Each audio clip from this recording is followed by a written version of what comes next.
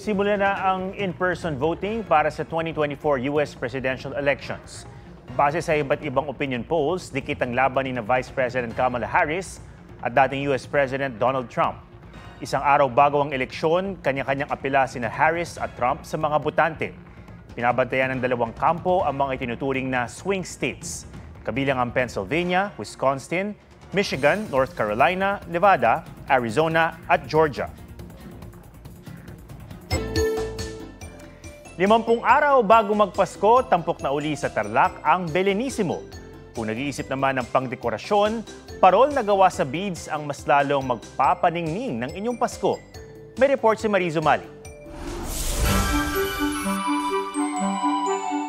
Ang makislap na butil ng crystal beads, mabusising tinatahi ni Joanna Cabrera mula Guagua, Pampanga para ikwento ang Pasko, mga parol na kumikislap.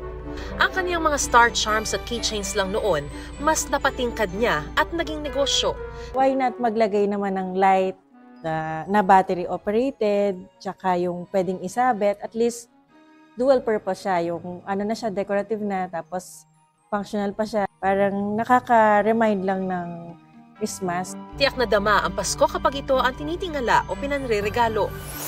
Ibinabalik din ng mga taga-Tarlac ang kwento ng pagreregalo ng basket sa altar sa ika-17 Belenismo. Yun yung hinahatid na mensahe ng Belen sa ating lahat. Offering basket in the altar. Si Jesus Christ kasi is the greatest offering of all time. Ngayong taon, mas nakakamangha mga Belen na gawa ng 62 bayan, paaralan at sektor ng probinsya.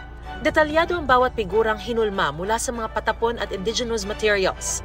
Bukod sa simbolo ng Kapaskuhan, ito ang pagpapakita ng probinsya ng kanilang kakaibang kultura. Mariz Umali nagbabalita para sa GMA Integrated News.